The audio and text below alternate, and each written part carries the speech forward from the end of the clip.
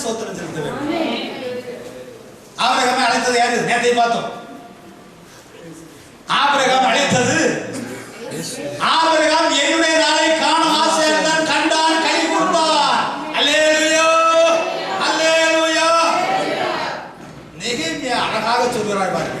நெகேமியா 9ஆம் அதிகாரம் 5ஆம் வசனத்தை வாசிங்க. இந்த ஆபிரகாமை அழைத்து ஆபிரகாம் என்று பெயர் கொடுத்தவர் யார்? நெகேமியா 9ஆம் அதிகாரம் 5. பீப்பிள் லேவியரான யெஷுவா, கத்மியேல், பானி, ஆபத்நேயா, செரமியா, ஓதியா, செபதியா, எசேக்கியா என்பவர்கள் ஜனங்களை பார்த்து, நீங்கள் எழுந்திருந்து அனாதியா என்றென்றைக்கும் இருக்கிற உங்கள் தேவனாகிய கர்த்தரை ஸ்தோத்திரியுங்கள் என்று சொல்லி கர்த்தரை நோக்கி. யாரை ஸ்தோத்திரிக்க வேண்டும்? தேவனாகிய கர்த்தரை. யாரை ஸ்தோத்திரிக்க வேண்டும்? தேவனாகிய கர்த்தரை. நீங்கள் ஒவ்வொருவரும் தேவனாகிய கர்த்தரை ஸ்தோத்திரியுங்கள் என்று சொல்லி கர்த்தரை நோக்கி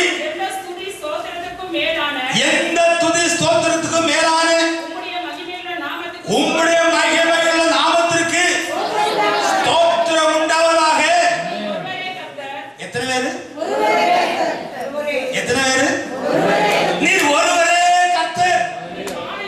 நீர் வானங்களையும் வானாதி வானங்களையும் அவைகள் சர்வ சேனைகளையும் பூமியும் அதனுள்ள எல்லாவற்றையும் சமுத்திரங்களையும் அவைகள் எல்லாவற்றையும் உண்டாக்கினீர். அவைகள் எல்லாம் நீர் ஒருவரே காப்பாற்றுகிறீர். வான சேனைகள் உம்மை பணிந்து கொள்கிறது என்று சொல்கிறார்.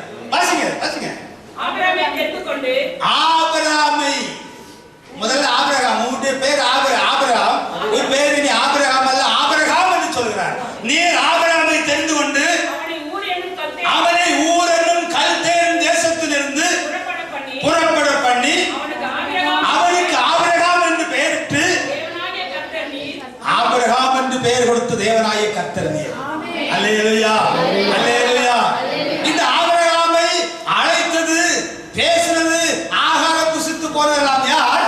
இயேசு கிறிஸ்து. நேற்று தினம் பார்த்துட்டோம். அல்லேலூயா, அல்லேலூயா. அவர் ஒருவர்தான் கர்த்தர், எல்லோருக்கும் கர்த்தரானவர். தம்மை தொழுகிறவர் அவருக்கும் ஐஸ்வர்ய சம்பந்தர். எல்லோருக்கும் கர்த்தரானவர் தான் தொழுகிறவர். இந்த கர்த்தராகிய கிறிஸ்து என்னும் ரட்சகர் தாவீது ஊரில் பிறந்திருக்கிறார். அவருக்கு கொடுக்கப்பட்ட பெயர் தான் இயேசு. கர்த்தர் தான் கிறிஸ்துவாக பிறந்திருக்கிறார். காணக்கூடாதவர் காணக்கூடியவராக பிறந்திருக்கிறார். அவருக்கு கொடுக்கப்பட்ட பெயர் தான் இயேசு. அந்த இயேசு நாமம் தான் எல்லா நாமத்துக்கும் மேலான நாமம். அல்லேலூயா, அல்லேலூயா, அல்லேலூயா. ஒரு அழகான தீர்க்க தரிசனம் இருக்கிறது. கர்த்தர் தான் இங்கே வந்தாருங்கிறது அழகான ஒரு தீர்க்க தரிசனம் இருக்கிறது. பாருங்கள், ஏசாயா தீர்க்கதரிசியின் புத்தகம். எல்லாரும் பைபிள் எடுங்க. ஏசாயா தீர்க்கதரிசியின் புத்தகம் 25ஆம் அதிகாரம் 8-9 வசனம். ஏசாயா 25:8-9. அவர் மரணத்தை ஜெயமாக விழுங்குவார். இத பாருங்க, அவர் மரணத்தை இந்த அதுக்கு முன்னால ஏசாயா 1:1 பாருங்க. இங்க வரணும். ஏசாயா 1:1 படிங்க. நாம் தீர்க்க தரிசன புத்தகங்களை வாசிக்கும் போது எல்லாவற்றையும் ஒன்றாக வாசிக்க கூடாது. இந்த இந்த அதாவது ஏசாயா மட்டும்தான் கண்டெழுதுகிறார், எல்லாவற்றையும் பார்த்து எழுதுகிறார். மற்றவங்க வார்த்தை தான் இருக்கு. ஆனால் ஏசாயா தீர்க்கதரிசி புத்தகம் அப்படிப்பட்ட சகலத்தையும் பார்த்து இஸ்ரவேல் ஜனங்கள் எப்படி அழிவுக்கு போகிறது, எப்படி சிறைப்பட்டு போகிறார்கள், இயேசு கிறிஸ்து எப்படி பிறப்பார், எந்த காலத்தில் பிறப்பார், இந்த இயேசு கிறிஸ்து எங்கெல்லாம் சுவிசேஷத்தை அறிவிப்பார், இயேசு கிறிஸ்து சிலுவையில் நிற்பார், அவர் எதனால் அப்படி நிற்கிறார் என்றெல்லாம் பார்த்து எழுதுகிறார். ஒரு பாலகன் பிறந்தார், பிறப்பார் என்றில்லை, ஒரு பாலகன் பிறந்தார், சிலுவையில் நிற்பதை, அவர் அடிக்கப்படுகிறார், அடிக்கப்படுவதற்கு கொண்டு போகிற ஆட்டை போல போகிறார். இதெல்லாம் பார்த்து எழுதுகிறார். இந்த வேதாகமத்தை படிக்கும் போது முதலாவதாக அதில் என்ன குறிப்பு என்பதை கொடுக்கப்பட்டிருக்கு. இப்ப உதாரணமாக ஆதியாகமம் 1:1 தேவன் வானத்தை பூமி சிருஷ்டித்தார். 2:1 நான் பார்க்கிறோம், இவ்விதமாக வானத்தை பூமி சிருஷ்டித்தார். அப்ப முதல்ல அதை நம்ம பார்க்கும்போது அதனுடைய பொருள் விளக்கங்கள் என்ன வருது, எப்படி நாம் வேதாகமத்தை அந்த பைபிள் போற அதே ஸ்டைல போனா தான் சகலத்தை நாம் புரிந்து கொள்ள முடியும். நம்முடைய சிந்தையில் அங்க போக முடியாது. கேட்டறிவின்படி போவதே ஒன்றையும் புரிஞ்சுக்க முடியாது. பைபிள் நமக்கு ஒரு வழி வைத்திருக்கிறது. அது எந்த பாணியில போது அந்த பாணியில் நாம போகணும். நம்ம அந்த பைபிளுக்கு நாம ஒப்பு கொடுக்கணும். நமக்கு ஒத்தபடி பைபிள் வராது. அல்லேலூயா, அல்லேலூயா. வாசிங்க. ஆமோசின் குமாரனாகிய ஏசாயா யூதாவின் ராஜாக்களாகிய உசியா, யோதாம், ஆகாஸ், எசேக்கியா என்பவர்களின் நாட்களில் யூதாவையும் எருசலேமையும் குறித்து கண்ட தரிசனம். வானங்களை அப்போ கண்ட தரிசனம். ஆமென். இஸ்ரவேல் ஜனங்களை குறித்து அந்த தேசத்தை குறித்து கண்டு எழுதுகிறார்.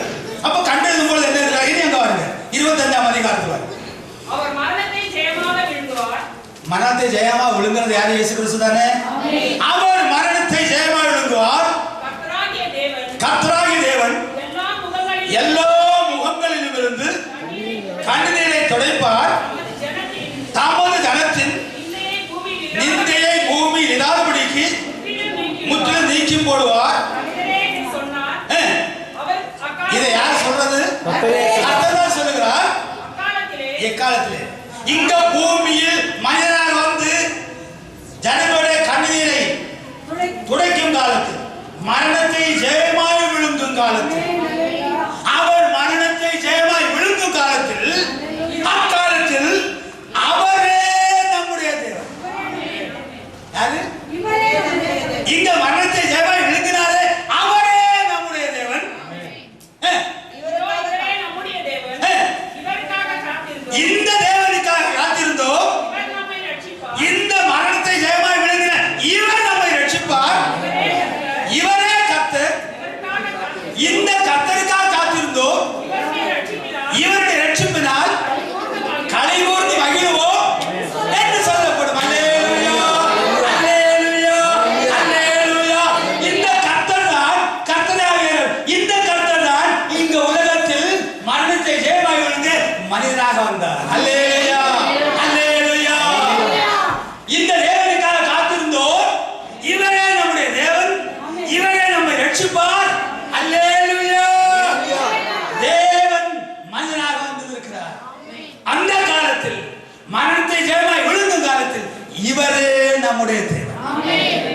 இவரே நம்முடைய கர்த்தர். இவரே நம்முடைய ரட்சகர். வேதம் சொல்கிறார், தேவன் ரட்சகருமாய் இயேசு கிறிஸ்து, கர்த்தர் ரட்சகருமாய் இயேசு கிறிஸ்து. அல்லேலூயா, அல்லேலூயா.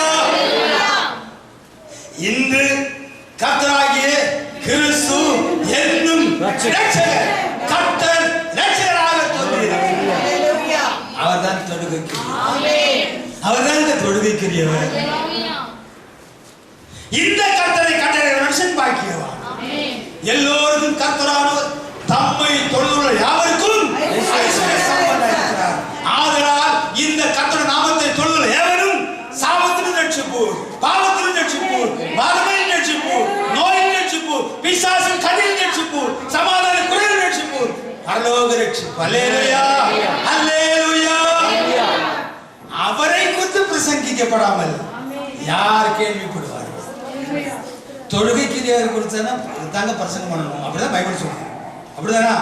மீண்டும் வாருங்க, ரோமர் 10ஆம் அதிகாரம் 14ஆம் வசனம் படிங்க.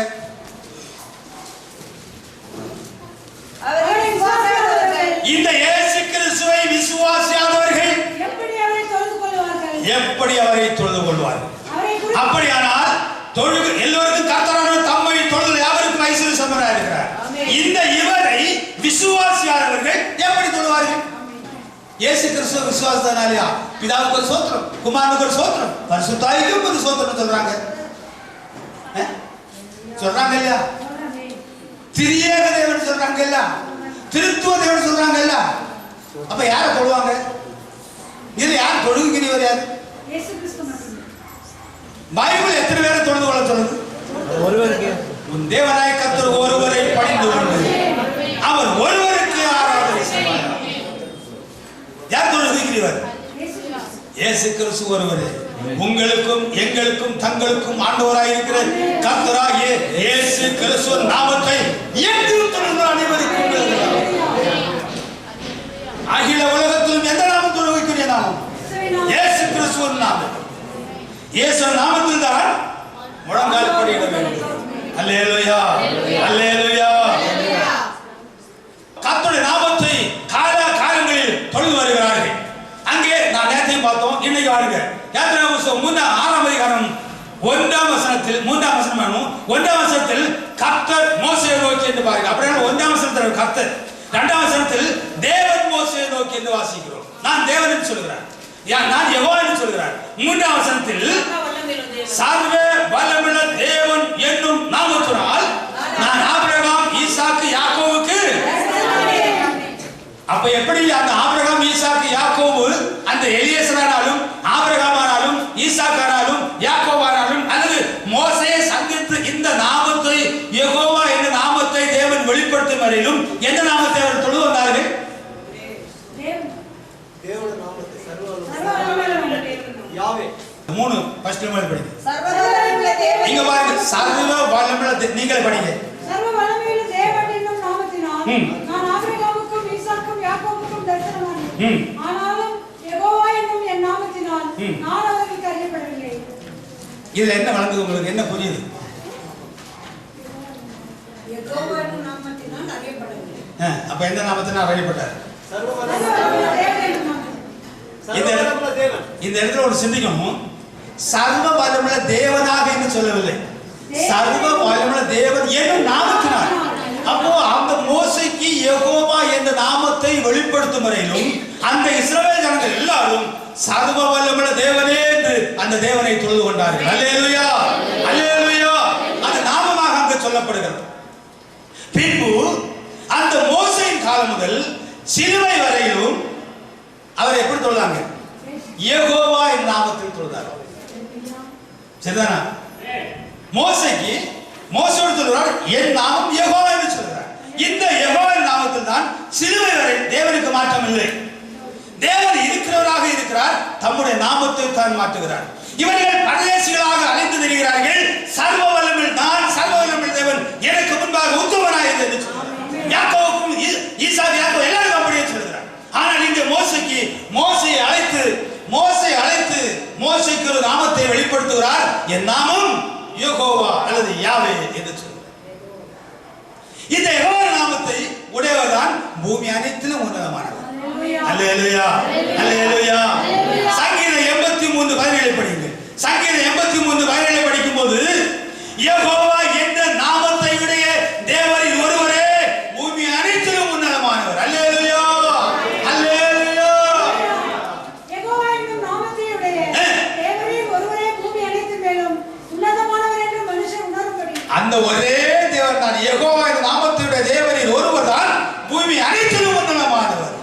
என் நாமம் பூமி அனைத்திலும் மகிமைப்படுவதற்காக இந்த பார்வோனை நிலைநிறுத்தினேன் சொல்ற ஊழியக்காரன் சொல்றார். பார்வோனை கூட சரி. இப்போ இந்த சிலுவை வரையிலும் எந்த நாமத்தை தொழுது வந்தார்கள்? யெகோவா என்ற நாமத்தை தொழுது வந்தார்கள். இந்த சிலுவை முதல் தான் இயேசு நாமம் ஜனத்துக்கு வருகிறது.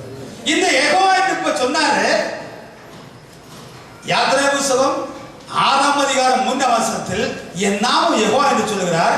இதே தேவன் தான் யாத்திரை புத்தகம் 23ஆம் அதிகாரம் 21ஆம் வசனத்தில் சொல்லுகிறார், உங்களை வழிநடத்தி கொண்டு போகிற தூதனுக்கு முன்பாக நீங்கள் உத்தமமாயிருங்கள், உங்களுடைய பொல்லாக்குகளை அவர் கண்டு கேட்டு இருக்க மாட்டார், அழித்து போடுவார். என் நாமம் அவர் உள்ளத்தில் இருக்கிறது சொல்றாரா? வாசிங்க. அவர் சமூகத்தில் எச்சரிக்கையாக இருந்து உங்களை வழிநடத்தி ஒரு கிறிஸ்து வழிநடத்தி போகிறாரு, ஒரு தூதனானவர் வழிநடத்தி செல்கிறாரு. அவருக்கு முன்பாய் வாசிங்க. அவர் சமூகத்தில் எச்சரிக்கையாக இருந்து அவர் சமூகத்தில் எச்சரிக்கையாக இருங்க. அவர் வாக்குக்கு செவி கொடுங்க. அவரை கோபப்படுத்தாதீர்கள். துரோகங்களை அவர் பொறுப்பதில்லை. என் நாமம் அவர் உள்ளத்தில் இருக்கிறது.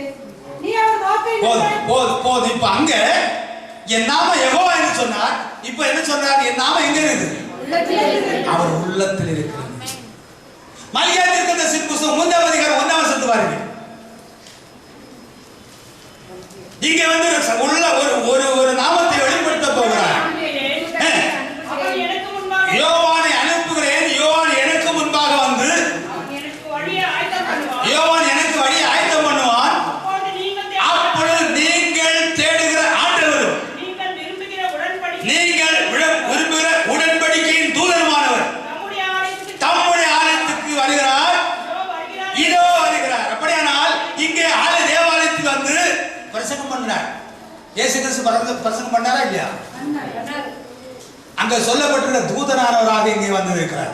மனிதனானவராக வந்து இருக்கிறார். அல்லேலூயா, அல்லேலூயா. அவர் வந்து இங்கே சொன்னார், யோவான் 17:6 பாருங்கள். யோவான் 17:6 மனிதனாக வந்து இருக்கிறார், தூதனானவராக வந்து இருக்கிறார். அப்பொழுது நீங்கள் தேடுகிற ஆண்டவரும் உடன்படிக்கையின் தூதனுமானவர் அங்கே ஆலயத்தில் வருவார். இங்கே மனிதனாக இருக்கிறார். பிதாவானவரே, நீர் உலகத்தில் தேர்ந்தெடுத்து எனக்கு தந்த இந்த மனுஷனுக்கு உம்முடைய நாமத்தை வெளிப்படுத்தினே. அவர்கள் உம்முடைய சீசர்கள் யாருடையவர்கள்? அப்போ சீசர்கள் யாருடையவர்கள்? அந்த சீசர்கள் எல்லாம் தவறு செய்தாங்களா கேட்கிறாரு. பிதாவே மனிதனாக இருக்கிறார். பிறப்பு முதல் இறப்பு வரை இயேசு கிறிஸ்து மனிதனாக இருக்கிறார். பிதாவே, நீர் உலகத்தில் தேர்ந்தெடுத்து எனக்கு தந்த இந்த 12 பேருக்கும் உம்முடைய நாமத்தை அறிவித்தேன். இவர்கள் உம்முடையவர்களாக இருக்கிறார்கள். அவர்களை எனக்கு தந்தி. இவர்கள் யாருடையவர்கள்? உம்முடையவர்கள், தேவனுடையவர்கள். அவர்களை நீர் எனக்கு தந்தீர். அவர்கள் உம்முடைய வசனத்தை கைக்கொண்டிருக்கிறார்கள். அல்லேலூயா, அல்லேலூயா. அப்படினால் பிதாவுடைய நாமம் யாருக்கு தெரியும்? சீசருக்கு தான். வேற யாருக்கும் தெரியாதுங்க. வேற யாருக்கும் சொல்லலைங்க. இயேசு எனக்கு சொன்னார். என்ன வீட்டுல போய் சொல்லுவாரு.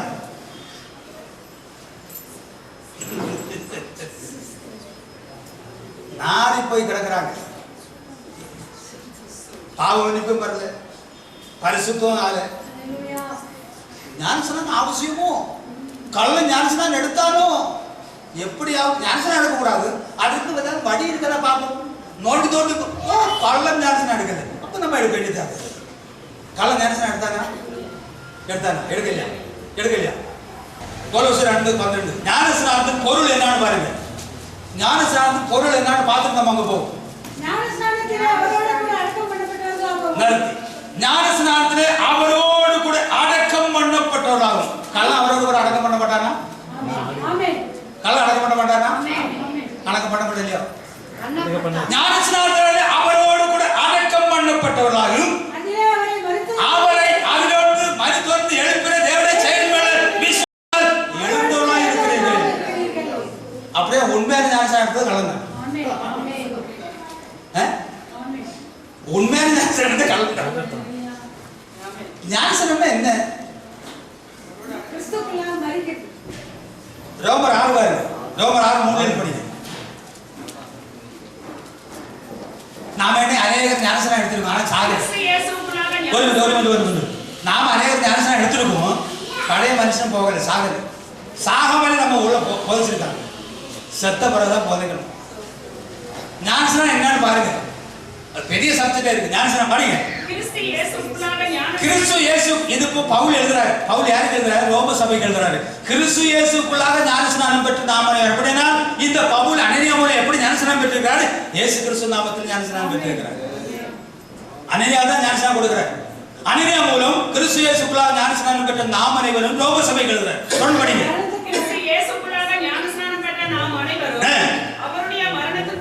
அவருடைய மரணத்துக்குள்ளாக அப்ப ஞானஸ்நானம் எதுக்கு? பழைய மனிதனை நாம் இப்ப இயேசு கிறிஸ்துவை குறித்து அழைக்கிறோம். பாவத்தை வெறுக்கிறார், பழைய பாவ சுபாவங்களை வெறுக்கிறார். ஒரு மனிதன் பரிசுத்தமாய் வாழ வேண்டும் என்று நினைக்கிறார். நம்முடைய பழைய சுபாவங்கள், பழைய வேசித்தனங்கள், அருவருப்புகள், பொல்லாப்புகள், கள்ளம், கவனம், வேசித்தனம், அந்த போதைப் பொருள் அடிமை, அல்லது கலவரம், பொய் சாட்சி எல்லாம் இந்த காரியங்களை விட்டு இயேசு கிறிஸ்துவுக்குள் மனம் திரும்புகிறோம். மனம் திரும்பும் பொழுது தேவனுடைய சாரத்தில் ஊழியர்கள் இருக்கிறார்கள். இந்த ஊழியரிடத்தில் இந்த பாவ மனிதனை தண்ணீராய கல்லறையில் அடக்கம் பண்ணதுக்கு தான் என்ன ஒப்பு கொடுக்கிறாயா, அடக்கம் பண்ணியிருக்கையா சொல்லும் போது அந்த தேவனுடைய சாரத்தில் ஊழியர்கள் நின்று தண்ணீராய கல்லறை அடக்கம் பண்ணிவிட்டு புது மனிதனாக, புது சிருஷ்டியாக, தேவனுடைய பிள்ளையாக பிறக்கும்படி செய்கிறார்கள். அல்லேலூயா, அல்லேலூயா. அதுதான் ஞானஸ்நானம். தொடர்ந்து படிங்க. மேலும் பிதாவின் மகிமையினாலே கிறிஸ்து மரித்தோரிலிருந்து எழுப்பப்பட்டது போல நாமும் புதிதான ஜீவன் உள்ளவர்களை நடந்து கொள்ளும்படிக்கு அவருடைய மரணத்துக்குள்ளாகும் ஸ்தானத்திலே கிறிஸ்துவுடனே கூட அடக்கம் பண்ணப்பட்டோம். ஆதலால் அவருடைய மரணத்தின் சாயலில் நாம் இணைக்கப்பட்ட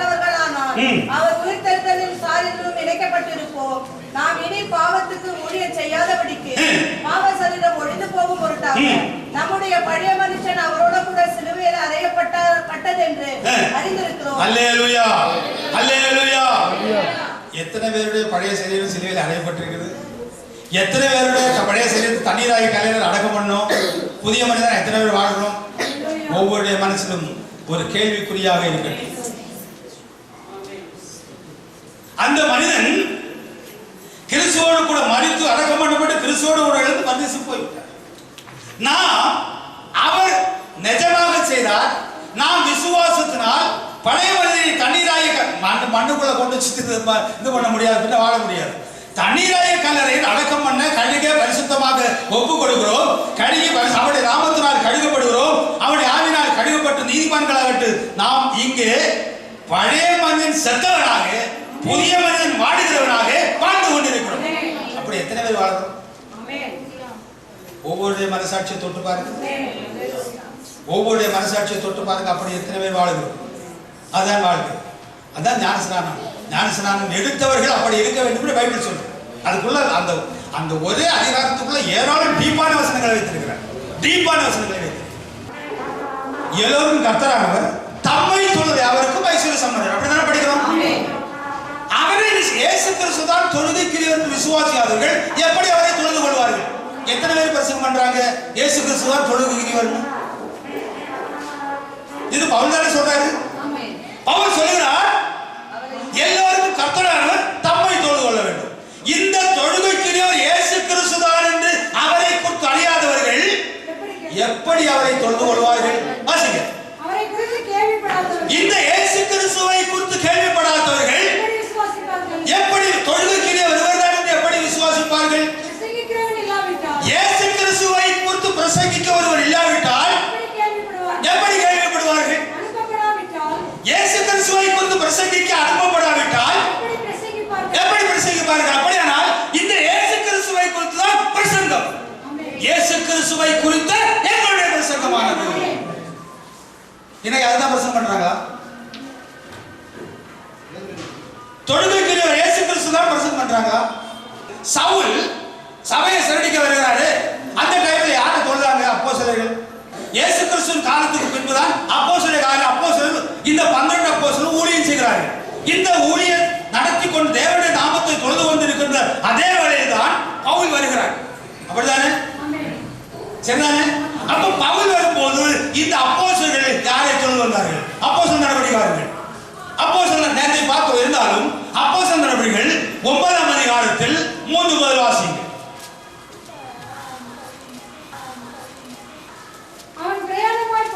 அவன் பிரயாணமாய் போய் தமஸ்குக்கு சமீபித்த போது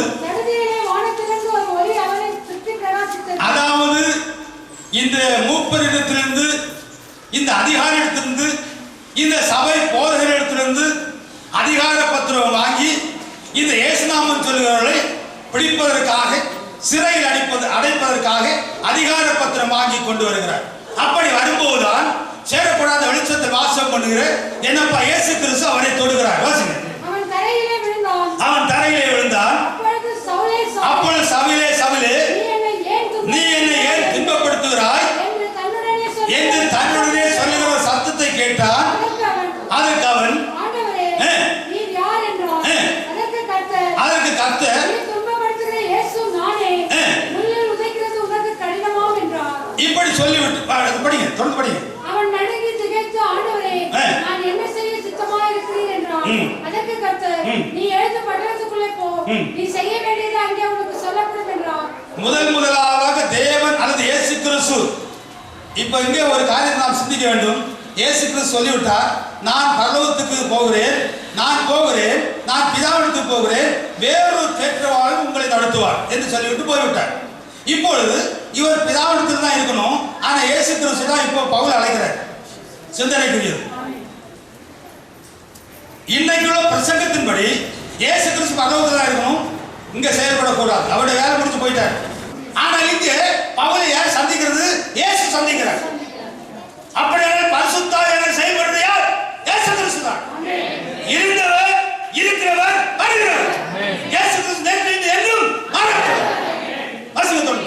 அவர்கள் கூட பிரயாணம் பண்ணின மனுஷர்கள் சத்தத்தை கேட்டும் ஒருவரையும் காணாமல் பிரமித்து நின்றார்கள். சவுல் தரையிலிருந்து எழுந்து தன் கண்களை திறந்த போது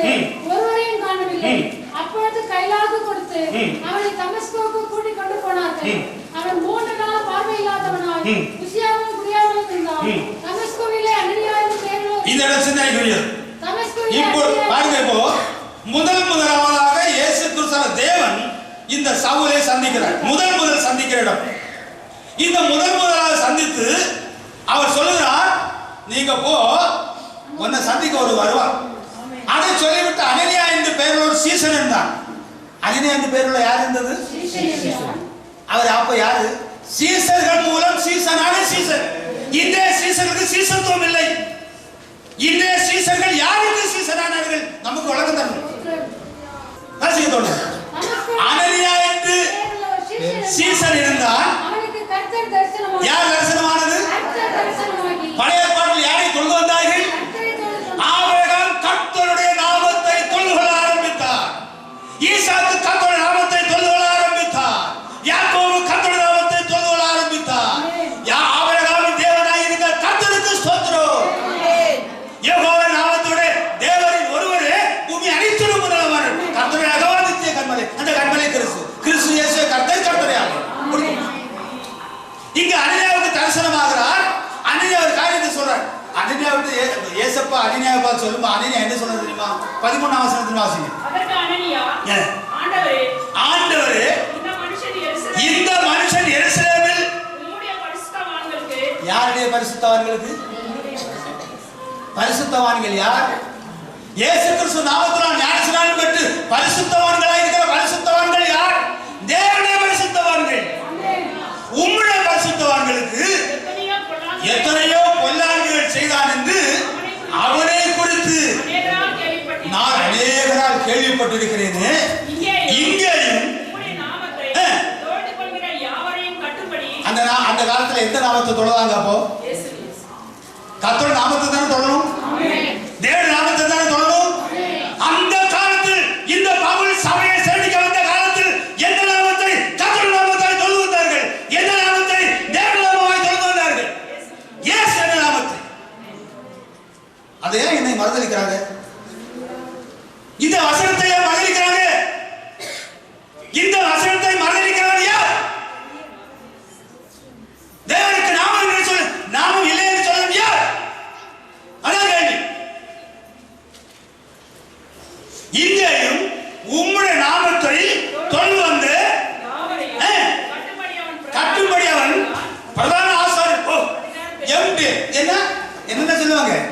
ஏன்னா டிடி மூடி தாடி என்னெல்லாம் சொல்லுவாங்களே, இதெல்லாம் படித்து இருக்கிற அவர்களிடத்திலிருந்து அதிகாரம் பெற்று வந்திருக்கிறானே. அதற்கு கர்த்தர் நீ போ, அவன் புறஜாதிகளுக்கும் ராஜாக்களுக்கும் என்ன தொழுது வந்தாங்களே, யெகோவா என்று சொல்லி தொழுது வந்தாங்களே, அவர்களுக்கும் என்னுடைய பரலோகத்து நாமத்தை அறிவிப்பதற்காக நான் தெரிந்து கொண்ட பாத்திரமாக இருக்கிறார். அல்லேலூயா, அல்லேலூயா, அல்லேலூயா. அங்க போய் இருக்கிற அனனியா போறார் வீட்டுக்குள்ள. சகோதரனே சகலே, நீ வந்த வழியிலே உனக்கு தரிசனமாய் இயேசுவாகிய கர்த்தர். எதுக்காக வந்து பிடிச்சாராம்? காசிக்கு 14ஆம் வசனத்தை. அப்பொழுது அனனியா போய் வீட்டுக்குள் பிரவேசித்து அவன் மேல் கையை வைத்து, சகோதரனாகிய சவுலே, நீ வந்த வழியிலே உனக்கு தரிசனமான இயேசுவாகிய கர்த்தர், நீ பார்வையிடபடிக்கு. நீ என்னதான் செய்யணும்? முதல்ல உன் மாம்ச கண்ணு திறக்கப்படணும், பார்வையிடணும். மாம்ச கண்ணுல உன் அகக்கண் திறக்கப்படணும், விசுவாச கண்ணு. இயேசு கிறிஸ்து யாருன்னு அறிவு உனக்கு உண்டாகும், அந்த கண் திறக்கப்படணும். பரிசுத்த ஆவியினாலே நிரப்பப்படும்படிக்கு தேவனுடைய ஆவியினால் நிரப்பப்படணும். என்னை அனுப்பினார் என்றார். அதற்காக என்னை அனுப்பினார் என்றார். அடுத்தது, உடனே அவன் கண்களிலிருந்து மீன் செதில்கள் போன்றவை இவர் கணத்தை வைத்தாரு. அந்த கண்ணு, அந்த அடைபட்டிருந்த அந்த பொருட்டு கண் திறந்து இப்பொழுது பார்வையுள்ள கண்ணாகிவிட்டது. அவன் பார்வையடைந்து எழுந்திருந்து ஞானஸ்நானம் பெற்றான். இந்த அனனியா சீசன் மூலம் சீசனான அனனியா ஞானஸ்நானம் கொடுத்தார். எப்படி கொடுத்தார் ஞானஸ்நானம்? பின்பு அவன் இல்ல, எப்படி ஞானஸ்நானம் கொடுத்தார்? இப்ப வாசித்தீங்க, நீங்க வாசித்தீங்க. எப்படி ஞானஸ்நானம் பெற்றார் இந்த அனனியா மூலம்? ரோமர் 6:3 சொல்கிறார், கிறிஸ்து இயேசுவின் நாமத்தினால் ஞானஸ்நானம் பெற்ற நாம் அனைவரும். இந்த அனனியா மூலம் கிறிஸ்து இயேசுவின் நாமத்தினால் ஞானஸ்நானம் பெற்ற இவர் ஞானஸ்நானத்தை பெற்றுவிட்டார், பரிசுத்தாவியை பெற்றுவிட்டார். 21ஆம் வசனத்தில் எல்லாரும் வித்தியாசமாக பார்க்கிறார்கள் இந்த மனிதனை. இவர் உடனே சுவிசேஷம் பிரசங்கிக்க ஆரம்பித்தார். கவனித்து விட்டார். ஓஹோ, இவர் மரியாதை மகன் அல்ல, யோசேப்பின் குமாரன் அல்ல, தச்சோடைய குமாரன் அல்ல, இவர் தேவனுடைய குமாரன். அல்லேலூயா, அல்லேலூயா. 21 வசனத்துல அங்கே என்ன படிக்கிறோம்? எல்லாரும் ஆச்சரியப்பட்டு இவர் பிரசங்கம் பண்ணுவதை எல்லாரும் ஆச்சரியப்பட்டு இந்த நாமத்தை தொழுது கொள்ளுகிறவர்களை எருசலேமில் இந்த நாமத்தை, இயேசு என்ற இந்த நாமத்தை தொழுது கொள்ளுகிற அனைவரையும் நாசமாக்கி இங்கேயும் அப்படிப்பட்டவர்களை கட்டி பிரதான ஆசாரியர்களிடத்திற்கு கொண்டு போகும்படி வந்தவன் அல்லவா என்றார்கள். அல்லேலூயா, அல்லேலூயா. இவர்தான் முன்பு பிரசங்கம் பண்ணுகிறார், தேவன் மாம்சத்தில் வெளிப்பட்டார், இவரே என்னென்னைக்கு சொல்லிக் கொண்டு சர்வத்திற்கு மேல் தேவன், தான் இயேசு கிறிஸ்து கர்த்தர், கர்த்தரே ஆவியானவர். அல்லேலூயா. இயேசுவே கிறிஸ்து, கிறிஸ்து இயேசுவே கர்த்தர், கர்த்தரே ஆவியானவர். முடிஞ்சு போச்சு. இந்த பவுலுக்கு முன்சில ஊழியர்கள் எழுபதுனால என்ன ஆகி போச்சுன்னா, யாரை தொழுகிறேன்? நான் சொன்னேன் இல்லையா, இயேசுவை நான் தொழ மாட்டேன், நான் ஜெபம் பண்ண மாட்டேன். அதுக்கு காரணக்காரர்கள் இன்று அந்தி கிறிஸ்து ஊழியர், அந்தி கிறிஸ்து ஊழியர் செய்கிற, அந்தி கிறிஸ்து ஆவியினால் நடத்தப்படுகிற ஊழியர்கள் காரணம். இயேசு யாருன்னு அறியாதவனார், தொழுகைக்குரியவர் யாருன்னு அறியாதவனார். நான் அந்த நாளில் இயேசு நாமத்தில் ஜெபித்து முடிக்க மாட்டேன், இயேசு இடத்தில் ஜெபிக்க மாட்டேன். எதெல்லாம் ஜெபிக்கணும் ஜெபிச்சுட்டு பிதாவே ஆமென் முடிச்சு. தொழுகைக்குரியவர் யார்? இயேசு கிறிஸ்து ஒருவரே. எல்லோருக்கும் கர்த்தர், தம்மை தொழுகிறவருக்கு ஐஸ்வர்ய சம்பந்தனாய் இருக்கிறார். இயேசுவின் நாமத்தில் வாழ்வோர் பூதத்தோர் பூமியின் கீழார் அத்தனை முழங்கால் முடங்க வேண்டும்.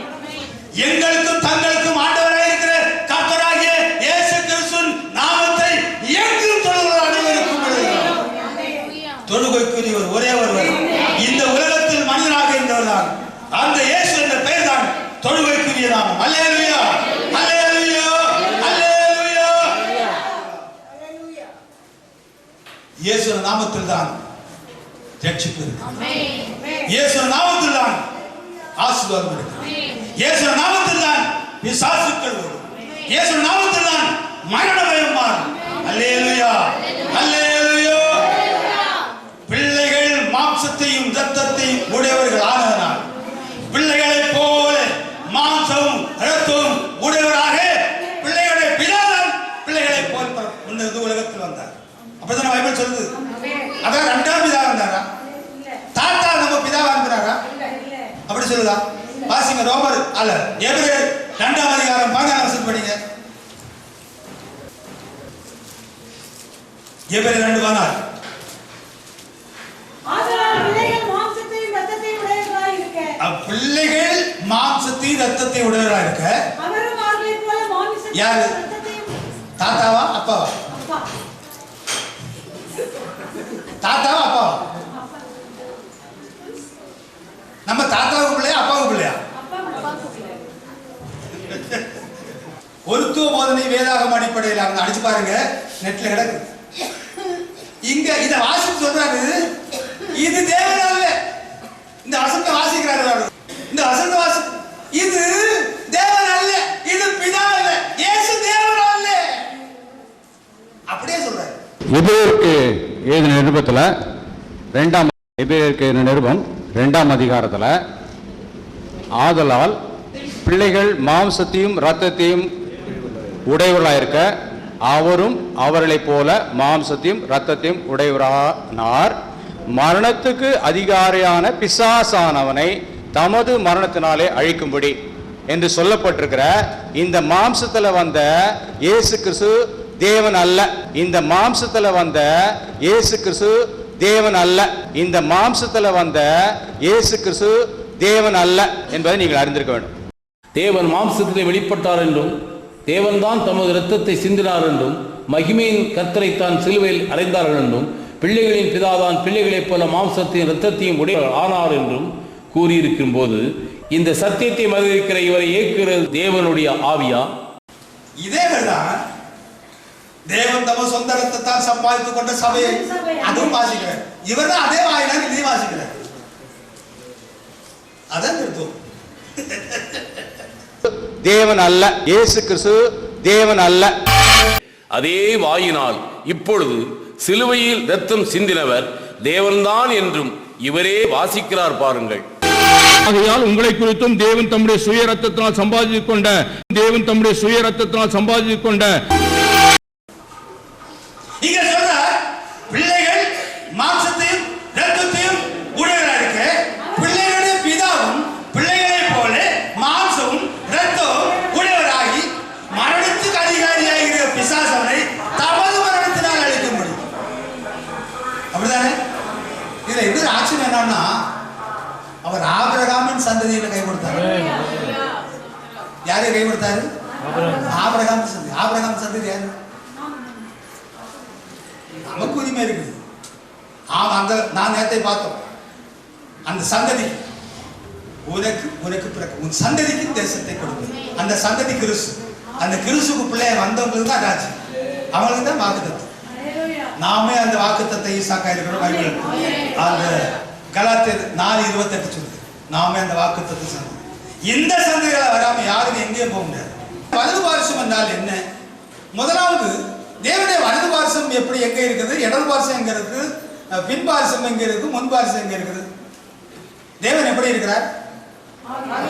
அந்த ஆவியானவருடைய வலது பாரிசம் எங்க, இடது பாரிசம் எங்க, முன் பாரிசம் எங்க, பின் பாரிசம் எங்க?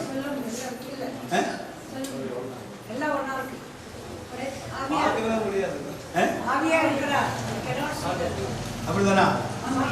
சரியா? இப்ப இந்த கேள்வி கேட்டாங்க, முதல்ல நாம அவங்கள்ட்ட ஒரு கேள்வி போட்டுருவோம். அவருடைய வலது பாரிசம் எங்க, முன் பாரிசம் எங்க, பின் பாரிசம் எங்க, இடது பாரிசம் எங்க, வலது பாரிசம் எங்க? நம்ம ஒரு கேள்வி போடுவோம், அதுக்கு அவங்க பதில் சொல்லணும். கேட்பாங்க இல்ல? அவங்க 2 பேர் வந்தாங்க, சொல்லணும் எனக்கு. அவருடைய தெய்வீக தன்மை என்பது, நான் வாழும் சிங்காசனம் பூமி பாகப்படியா இருக்கிறேன்னு சொல்லுகிறார். ஏசாயா 66:1 நாம படிச்சோம். நான் சமீபத்துக்கு மாத்திரமா தேவன், தூரத்துக்கும் தேவன் அல்லவா? எரேமியா 23:24 நான் வானத்தின் பூமி நிரப்புகிறவரா? அந்த தேவனுடைய வலது பாரிசம் எது, இடது பாரிசம் எது, முன் பாரிசம் எது, பின் பாரிசம் எது? எனக்கு விளக்கம் தாருங்க. ஏழரை சொல்லப்பட்டிருக்கிறது. ஒரு பெரிய ஒரு சப்ஜெக்ட் அங்கே வந்து கொடுங்க. தேவன் இந்த ஜனங்களை, இஸ்ரவேல் ஜனங்களை வழிநடத்தி வருகிறார்.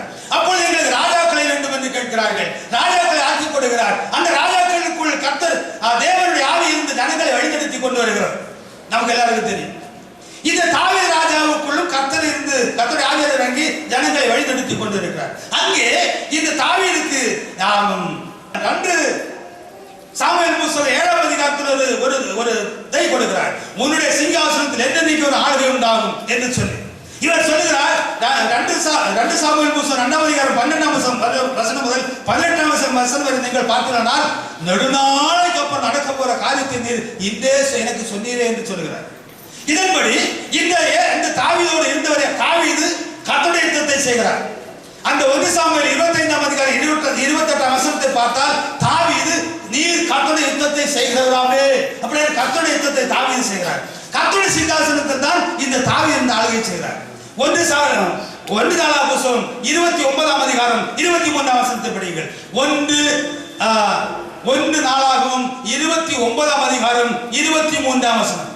இந்த தாவீது ஆளுகை செய்கிறார். அதே சிங்காசனத்தில் சாலமோன் ஆளுகை வருகிறார். அங்கே சொல்லும் பொழுது வாசிங்க. 1 நாளாகமம் 29ஆம் அதிகாரம் 23ஆம் வசனம். அப்படியே சாலமோன் தன் தகப்பனுடைய ஸ்தானத்தில் கர்த்தருடைய சிங்காசனத்தில் ராஜாவாய் வீற்றிருந்து பாக்கியசாலியாயிருந்தார். அப்படியானால் அந்த தாவீது எங்கே, யாருடைய சிங்காசனத்தில் ஆளுகை செய்தார்? கர்த்தருடைய சிங்காசனத்தில். இந்த தாவீது சீயோன் 2 சாமுவேல் புத்தகம் 5ஆம் அதிகாரத்தில் இந்த தாவீது சீயோன் அங்க சொல்லுகிறார், ஏபோசின் சொல்லுகிறார், இங்க ஒண்ணு எதுக்கு நொண்டிகள் போதையா, சப்பானிகள் போதையா, குருடர்கள் போதையா. ஆனாலும் தாவீது சீயோன் கோட்டையை பிடித்தார். அது கர்த்தருடைய நகரமாய் மாறிட்டு இந்த கர்த்தர் தாவீதோடு கூட இருந்தார். அங்கே சீயோன் கோட்டைக்குள் இந்த தாவீது கர்த்தருடைய யுத்தத்தை செய்கிறார். கர்த்தருடைய சிங்காசனத்தில் தாவீது வீற்றிருந்து ராஜாவாய் ஆளுகை செய்ய ஆரம்பிக்கிறார். அல்லேலூயா, அல்லேலூயா. இந்த தாவீது சொல்லுகிறார், சங்கீத புத்தகம் 16ஆம் அதிகாரம் 8ஆம் வசனத்தில், நான் எப்போதும் கர்த்தரை என்னுடைய வலது பாரிசத்தில் வைத்திருக்கிறேன், அதனால் நான் அசைக்கப்படுவதில்லை. சங்கீதம் 110:1 வசனம் வாசியுங்கள். சங்கீதம் 110:1. நான் சுருக்கமாக ஓடி வந்து விடுவேன். ஏதோ அது பெரிய சப்ஜெக்ட். கர்த்தரின் ஆண்டவரின் இந்த வசனம் கவனத்துக்குரியது. கர்த்தர் என் ஆண்டவரை நோக்கி, நான் உம்முடைய சத்துருக்களை உமக்கு பாதபடியாக்கி போடும் வரைக்கும். கவனிக்க வேண்டும். கர்த்தர் என், இங்க ஒரு ஆள் இருக்கிறார்.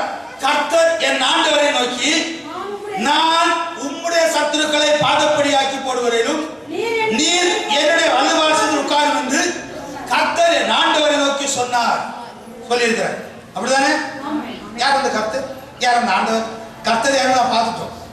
இப்ப இந்த தீர்க்கதரிசனம் நிறைவேறல் எங்க வருகிறது என்று நேரடியாக வருகிறது. மத்தேயு சுவிசேஷம் 22ஆம் அதிகாரம் 41ஆம் வசனத்தில் வாசி. மத்தேயு 22:41 இருந்து சீக்கிரமா வந்துரு. பரிசேயர் கூடியிருக்கையில் இயேசு அவர்களை நோக்கி, கிறிஸ்துவை குறித்து, இந்த என்னை குறித்து நீங்கள் என்ன நினைக்கிறீர்கள்? அவர் யாருடைய குமாரன் என்கிறீர்கள்? அவர் தாவீதின் குமாரன் என்றார்கள். அதற்கு அவர், அப்பொழுது இயேசு கிறிஸ்து அவர்களை நோக்கி, அப்படியானால் தாவீது பரிசுத்த ஆவியினாலே என்னை ஆண்டவர் என்று சொல்லி இருக்க எப்படி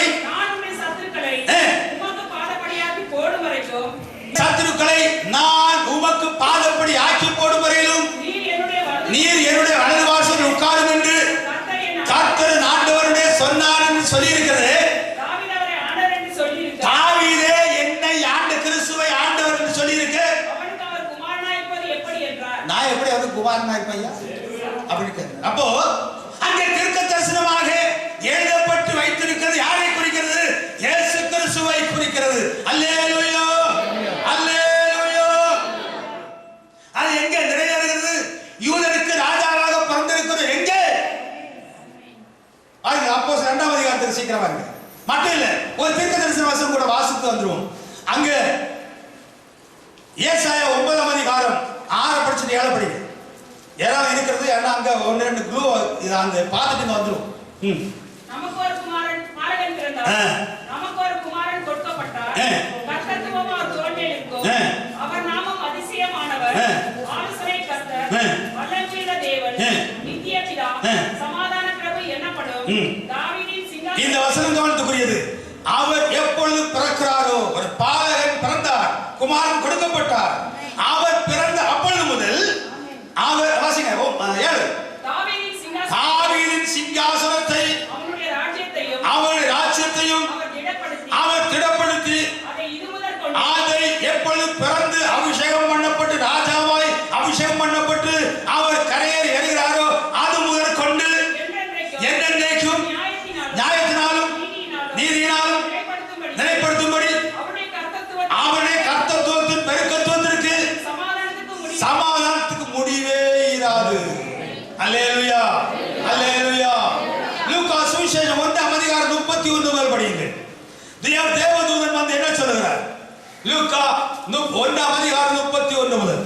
இதோ நீ கர்ப்பவதியாகி இதோ ஒரு குமாரனை பெறுவாய், அவருக்கு இயேசு என்று பெயரிடுவாயாக, அவர் பெரியவராய் இருப்பார், உன்னதமான குமாரன் என்னப்படுவார், கர்த்தராகிய தேவன் இவருடைய பிதாவாகிய தாவீதின் சிங்காசனத்தை இவருக்கு கொடுப்பார், அவர் யாக்கோபின் குடும்பத்தாரை என்னென்னைக்கு அரசாளுவார், அவருடைய ராஜ்யத்திற்கு முடிவே இராது. அல்லேலூயா, அல்லேலூயா. யூதருக்கு ராஜாவாக பிறந்து அபிஷேகம் பண்ணப்பட்டு ராஜாவாக அந்த தாவீதின் சிங்காசனத்தில் அந்த என்ன சொல்லலாம், அந்த மனுஷிகத்தில ஆளுகிறபடியாக அவர் ஆளுகை செய்ய போகிறார். அல்லேலூயா, அல்லேலூயா. அப்போஸ்தலர் 2ஆம் அதிகாரத்துக்கு வாருங்கள். அப்போஸ்தலர் 2ஆம் அதிகாரம். அப்போஸ்தலர் 2ஆம் அதிகாரத்தில் 24-25 வசனத்தை வாசிக்கும் போது தேவன் இவருடைய மரண உபாதியின் கட்டை அவிழ்த்து அவரை இந்த மனிதனாக கண்டிருந்த இவரை எழுப்பினார். அவரை இந்த இயேசு கிறிஸ்துவை அல்லது இந்த ஆண்டவரை குறித்து தாவீது கர்த்தரை எப்போதும் எனக்கு முன்பாக வைத்து நிறுத்தி நோக்கிக் கொண்டிருக்கிறேன். இப்போ தாவீதுடைய வலது பாரிசத்துல இயேசு கிறிஸ்து இருந்தாரா? அங்க இருந்தாரா? எங்கேயாவது இருந்தாரா? அப்படி இருந்தாரா? இவரோடு கூட அவர் இருக்கிறார். அல்லேலூயா, அல்லேலூயா. இப்பொழுது அப்படி சொல்லி அங்கிருந்து ஆரம்பிச்சு 30ஆம் வசனம் முதல் வாசிங்க.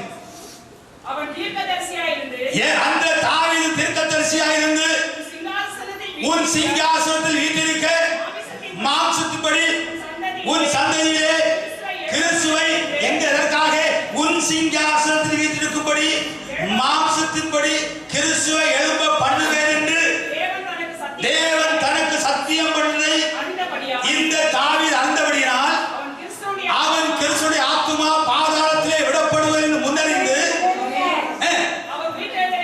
உயிர்த்தெழுதலை குறித்து இப்படி சொன்னான்.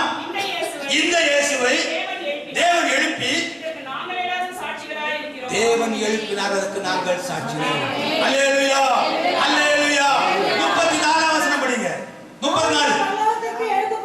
இந்த தாவீது பரலோகத்துக்கு நான் உம்முடைய சத்துருக்களை பாதப்படி ஆக்கி போடுவதிலும் நீர் என்னுடைய வலதுபார்சல் உட்கார்ந்து சொன்னானே, இந்த தாவீது இருந்து பரலோகத்துக்கு போகவில்லையே.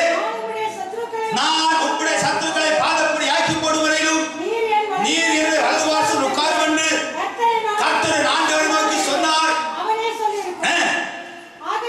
ஆகையால் நீங்கள் சிலுவையில் அறையப்பட்ட இந்த இயேசு கிறிஸ்துவை தேவன் எழுப்பி ஆண்டவரும் கிறிஸ்துவாக்கினார். அல்லேலூயா அல்லேலூயா. ஆண்டவர் தான் ராஜா.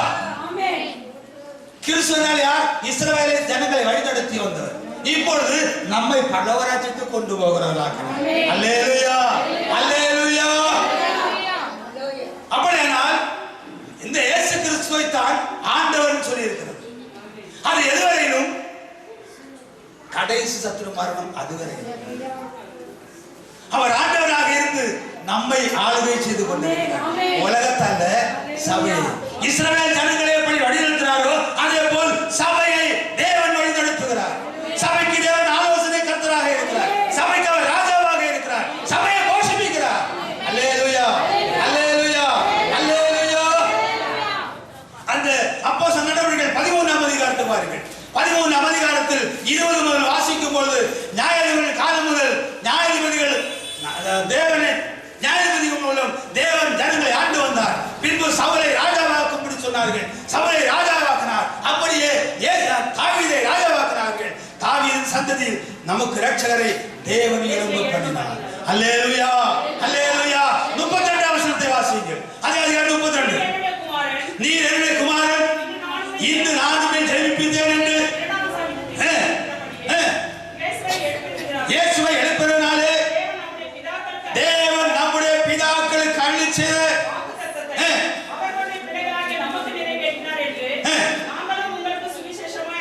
நாங்களும் உங்களுக்கு சுவிசேஷம் அறிவிக்கிறோம். இந்த இயேசு கிறிஸ்து இந்த மனிதனாய் கண்டிருந்தவரை தேவன் எழுப்பினாலே இனி அவர் அழிவுக்கு உட்படாதபடியால்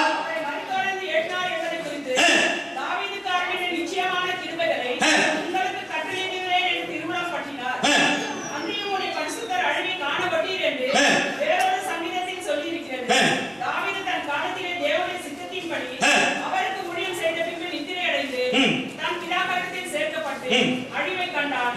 தேவனால் எழுப்பப்பட்டவர். அல்லேலூயா அல்லேலூயா அல்லேலூயா. ஆண்டவரும் கிறிஸ்துவாக அவர் நம்மோடு கூட இருக்கிறார். அங்கு சொன்ன தீர்க்க தரிசனத்தை நிறைவேற்றி இருக்கிறார். தாவீது வம்சத்தில் எல்லாரும் விளக்குண்டாகும். அந்த தாவீது என்னை பார்த்து ஆண்டவரே என்று சொல்லி இருக்க, நான் எப்படி அவனுக்கு குமாரனா இருப்பேன். அல்லேலூயா அல்லேலூயா அல்லேலூயா. நான் ஜெயம் கொண்டு பிதாவின் சிங்காசனத்தில் உட்கார்ந்தது போல ஜெயம் கொள்கிறவனுக்கு என்னுடைய சிங்காசனத்தில் உட்கார்ந்து ஆளுகை செய்ய அதிகாரம் கொடுக்கிறார். அவன் முதல் ராஜா. நம்ம எல்லாம் ராஜா ஆக்குறார். தானியேல் தீர்க்கதரிசியின் புத்தகத்தை வாருங்கள். தானியேல் 7ஆம் அதிகாரம் 13 வாரங்களை வாசிக்கும் பொழுது அங்கே இந்த சம்பவத்தை சொல்லுகிறார். ஒரு மனிதகுமாரனுக்கு ஒப்பான ஒருவர் வானத்து மேகங்களுள்ளே கொண்டு வரப்பட்டார். 14ஆம் வசனத்தில் சகல ஜனங்களும் ஜாதியாரும் பாஷைக்காரரும் அவரையே சேவிக்கும்படி மனிதகுமாரனுக்கு ஒத்த சாயலாக ஒருவர் கொண்டு வரப்பட்டாரே, அவரையே சேவிக்கும்படி அவருக்கு கர்த்தத்துவம் மகிமையும் ராஜரீகம்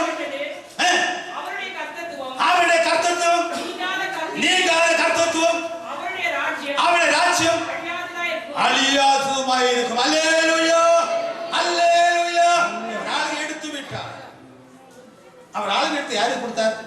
அதே அதிகாரம் 27 படிங்க. 27. வானத்தின் கீழெங்கும் உள்ள வானத்தின் கீழெங்கும் உள்ள ராஜ்யங்களின் ராஜரீகமும் ஆளுகையும் மகத்துவமும் உன்னதமானுடைய பரிசுத்தவான்களாகிய ஜனங்களுக்கு கொடுக்கும். அவர் இந்த உலகத்துல வந்து வானத்திலும் பூமியிலும் சகல அதிகாரம் இப்பொழுது எனக்கு இருக்கிறது.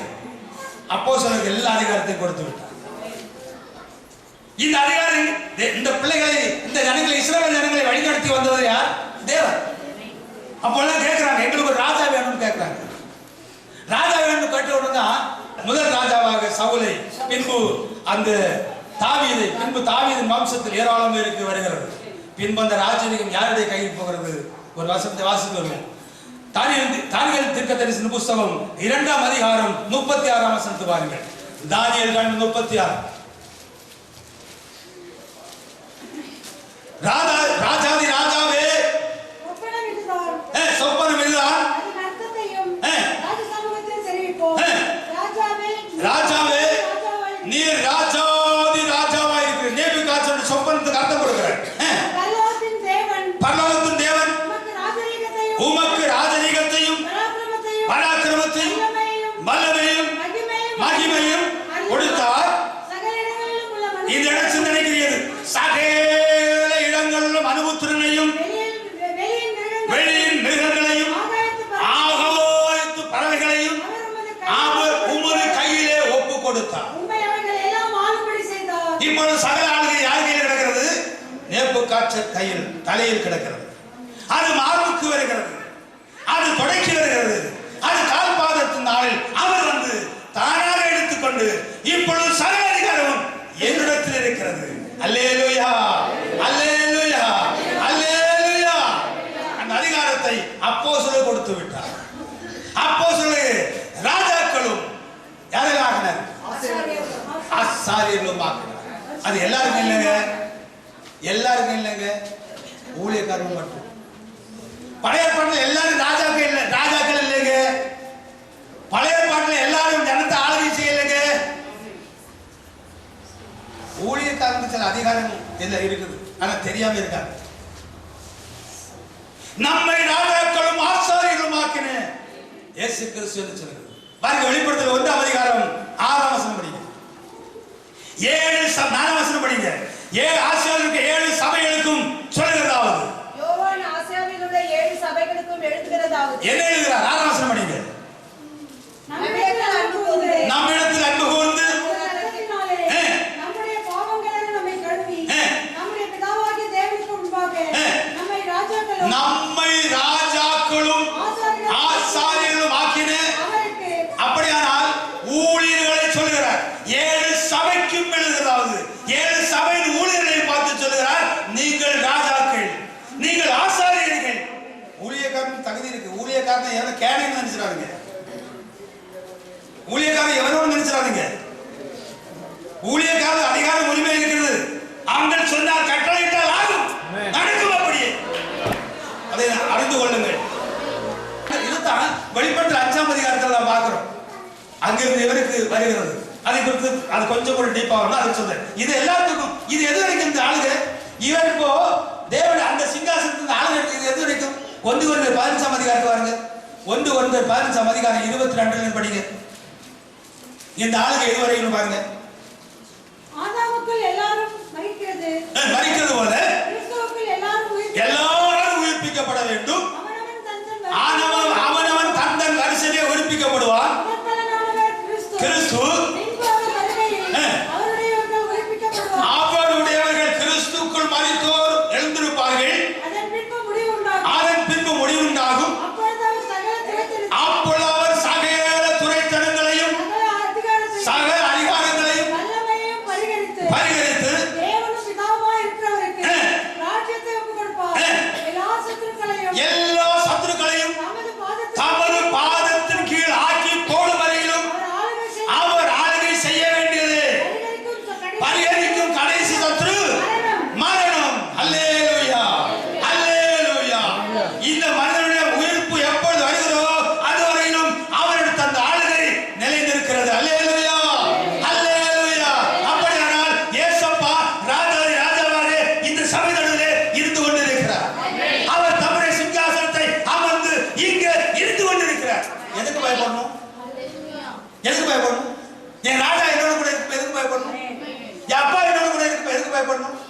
என் தேவன் என்னோட கூட இருக்கு, எதுக்கு பயப்படணும்?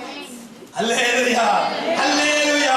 அப்படியானால் வலது பாரிசம் என்பது அந்த ஆளுகையை குறித்து சொல்லப்பட்டிருக்கிறது. அங்கே அந்த தாவீது கொடுத்த அந்த வாக்குத்தத்தத்தை குறித்து சொல்லப்பட்டிருக்கிறது. அல்லேலூயா, அல்லேலூயா. எசேக்கியேல் 1ஆம் அதிகாரத்துக்கு வாருங்க, முடிச்சிடுறேன். எசேக்கியேல் 1ஆம் அதிகாரம், 1ஆம் அதிகாரத்தில் 4-5 வசனத்தை வாசிக்கும் பொழுது கேபார் நதியிலிருந்து ஒரு சொகசாவ நிறமுள்ள ஒரு அக்கினிமயமான ஒரு ஒரு ஒரு ஒரு ஒரு பிரகாசமான ஒரு ஒளி வருகிறது. அதற்குள்ளிருந்து 4 ஜீவன்கள் புறப்படுகிறது. 12ஆம் வசனத்தை வாசிக்கும் பொழுது அந்த ஆவி போக வேண்டும் என்று இருந்த இடமெல்லாம் அந்த அந்த அந்த ஜீவன்களும் போகிறது. 25ஆம் வசனம் முதல் வாசிக்கும். அவைகள் நின்று தங்கள் செட்டைகளை தலையிட்டு இருக்கையில், கவனமாக சிந்திக்க வேண்டும். விட்டிருக்கையில் அவைகளுடைய தலைகளுக்கு மேலான மண்டலத்தின் மேலிருந்து ஒரு சத்தம் பிறந்தது. அவைகளின் தலைகளுக்கு மேலுள்ள மண்டலத்தின் மீது நீல ரத்தினம் போல விளங்கும் ஒரு சிங்காசனத்தின் சாயலும், ஒரு சிங்காசனம், அந்த சிங்காசனத்தின் சாயலின் மேல் மனுஷ சாயலுக்கு ஒத்த ஒரு சாயலும் இருந்தது. என்ன சாயல்? மனுஷ சாயலுக்கு ஒத்த ஒரு சாயல், ஒரு சிங்காசனம், ஒரு சாயல். அவருடைய இடுப்பாக காணப்பட்டது முதல் மேலெங்கும் உட்புறம் சுற்றிலும் அக்கினிமயமான சொகுசாவின் நிறமாயிருக்க கண்டேன். அவருடைய இடுப்பாக காணப்பட்டது முதல் கீழங்கும் அக்கினிமயமாகவும், வெளிப்படுத்தல் 1ஆம் அதிகாரத்தில் இதைத்தான் நாம பார்க்கிறோம். படிங்க. சுற்றிலும் பிரகாசமாகவும் இருக்க கண்டேன். மழை பெய்யும் நாளிலே மேகத்தில் வானவில் எப்படி காணப்படுமோ அப்படியே இந்த யாருக்கு முன்பாக மனித சாயலுக்கு ஒத்த ஒரு சாயல், ஒரு சிங்காசனம் காணப்பட்டது. சிங்காசனத்தில் ஒரு சாயல் காணப்பட்டது. அவரை சுற்றிலும் ஒரு மகிமை காணப்பட்டது. இதுவே கர்த்தருடைய மகிமையின் சாயலுக்குரிய. அல்லேலூயா, அல்லேலூயா. இதைத்தான் சேவான் காண்கிறார். தேவனுடைய மகிமை இங்க மனிதகுமாரனாய் இருந்தவர், தேவனுடைய மகிமையும் தேவனுடைய சாரத்தில் இங்க மனிதனாய் இருந்தவர் நிற்கிறதை காண்கிறேன். அல்லேலூயா, அல்லேலூயா. கண்ட நபரை காட்ட யாராலும் கூடாத காரியம். தீர்க்க தரிசனம் நிறைவேறுறது இங்க முடிஞ்சது. அங்க எல்லாம் தீர்க்க தரிசனம் இருக்கிறது. உலகத்தில் பிறந்த ஒரு மனிதனால கண்ட நபரை காட்ட முடியாது. அன்பு தேவனுடைய பிள்ளையே, இருந்தவர், இருக்கிறவர், வருகிறவர் ஒருவர். அவர்தான் தொடுகைக்கிறவர். முதல்ல வாசத்தை வாசிக்க ரோமர் 10ஆம் அதிகாரம் 11 முதல் 14.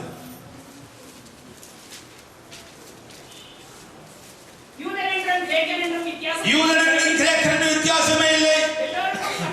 சிந்திக்க வேண்டும். எல்லோருக்கும் கர்த்தரானவர் யார்? இன்று கர்த்தராகிய கிறிஸ்து என்னும் இரட்சகர் உங்களுக்கு தாவீதின் ஊரிலே பிறந்திருக்கிறார். கர்த்தர் தான் கிறிஸ்துவாக பிறந்திருக்கிறார். தமது ஜனத்தின் பாவத்தை நிந்தையை மாற்றுவதற்காக அந்த தேவன் மாம்சத்தில் வெளிப்பட்டார். எல்லோருக்கும் கர்த்தரானவர் தம்மை தொழுது யாவருக்கும் ஐஸ்வர்ய சம்பன்னாய் இருக்கிறார். ஆதலால் கர்த்தருடைய நாமத்தை தொழுது கொள்ளாம ரட்சிப்பு இல்லைங்க. கர்த்தருக்கு நாமம் இல்லை, தேவனுக்கு நாமம் இல்லைன்னு சொல்றாம யாரு தெரியுமா?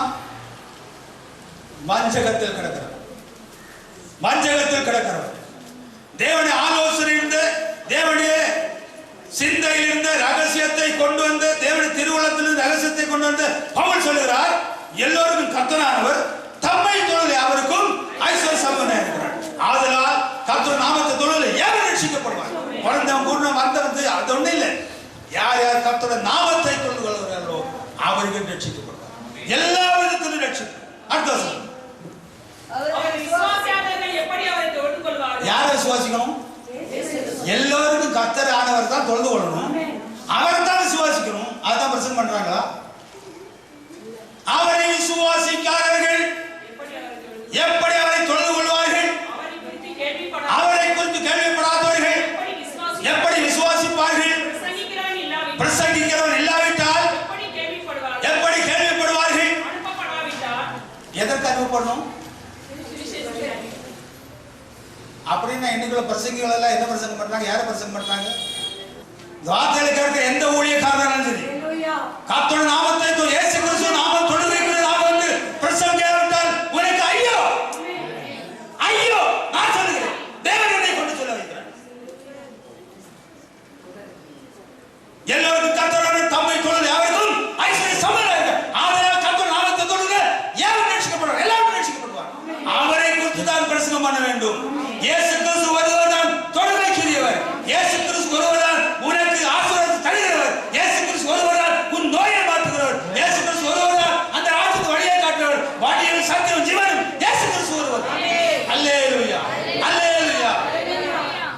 அன்பு தேவனுடைய பிள்ளையே, எல்லாரும் கர்த்தர் நாமத்துக்காக பாடுபட வேண்டும். தவறாக யார் போதனையில் இருக்கிறார்களோ அத்தனை பேருக்கு நான் சத்தியத்தை சொல்ல வேண்டும். எல்லாரும் பைபிளுக்குள் வர வேண்டும். நமக்கு வழிகாட்டினா இயேசு கிறிஸ்து இருக்கிறார். அவரிடத்தில் அவர் கற்றுக் கொடுத்த சீசர்கள் இருக்கிறார்கள். அவர்கள் மூலம் தான் சத்தியத்தை அவர்கள் நாம் பின்பற்ற வேண்டும். எல்லாருக்குள் வர வேண்டும். எல்லாருக்குள் வந்து எல்லாரும் தேவனுடைய நாமத்தை மகிமைப்படுத்த வேண்டும். எல்லாவற்றும் நாம் தேர்ந்தவராக இருக்க வேண்டும். கிறிஸ்துவுக்குள் எல்லாரும் பிதாவுக்கும் குமாரனுக்கும் ரகசியத்தை நாம் அறிந்து கொள்ள வேண்டும். அல்லேலூயா, அல்லேலூயா. கர்த்தர் உங்கள் ஒவ்வொருவரை ஆசீர்வதிப்பாராக. ஜெபிப்போம். ஸ்தோத்திரிக்கிறோம் தகப்பனே, வானத்துக்கும் பூமிக்கும் அதிகாரியா இருக்கிற எங்கள் அப்பா இயேசு கிறிஸ்துவே, இருந்தவரும் இருக்கிறவரும் வருகிறவரும் ஆண்டவரே, எங்களுக்கு ஞானத்தை தந்து எங்களை வழிநடத்துவருமா இருக்கிற அப்பா இயேசுவே, எல்லோருக்கும் கர்த்தராய் இருக்கிறவரே, அக்காலத்தில் இவரே நம்முடைய தேவன், இவரே நம்மை ரட்சிப்பார், இவரே நம்முடைய கர்த்தர், இவருடைய ரட்சிப்பு நான் மழிந்து கழிவுவோம் என்று சொல்லியிருந்தபடி இன்று கர்த்தராய் கிறிஸ்து ரட்சகர் தாவீது பிறந்திருக்கிறார் பார்த்தோம். கர்த்தாவே, என்னை கண்டவன் பிதாவை கண்டான், நானும் பிதா ஒன்றாயிருக்கிறது, நானே அவருக்கு விசுவாசிவிட்டால் உங்கள் பாவங்களில் சாவிகள் நாங்கள் அதை விசுவாசி. எங்கள் அப்பா இயேசு கிறிஸ்து தேவன் விசுவாசிக்கிறோம். இங்கு மனிதராய் இருந்து என்று விசுவாசிக்கிறோம். எங்களுக்காக நீ ரத்தம் சிந்தினீர் என்று விசுவாசிக்கிறோம்.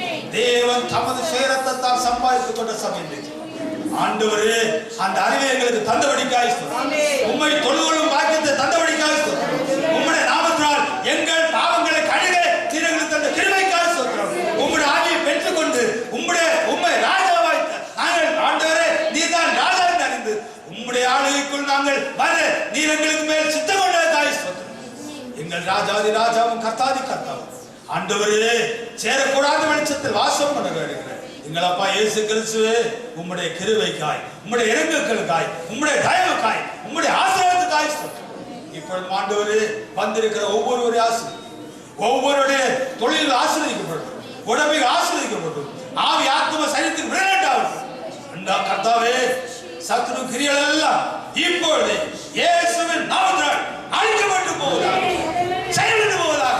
வானத்துக்கும் பூமிக்கு அதிகாரப்படுத்த இயேசுவின் நாமத்தினால் ஒவ்வொரு சரீரத்திலும் விடுதலை உண்டாவதாக.